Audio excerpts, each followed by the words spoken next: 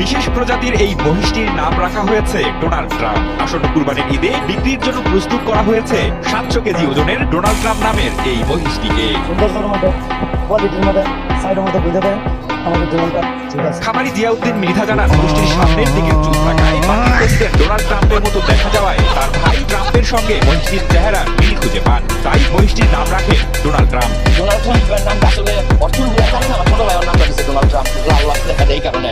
মহিষ সাধারণত কালো হয়, কিন্তু বিশেষ প্রজাতির এই মহিষটি দেখতে গোলাপি রঙের মতো হওয়ায় তার ব্যতিক্রমী এই বৈশিষ্ট্যের কারণে নজর কাড়ে সকলের। আকর্ষণ একটা এই জন্য সাদা মহিষ এগিয়ে আর অর্থনীতি লাল এই কারণে নামটা হয়েছে ডোনাল্ড ট্রাম্প।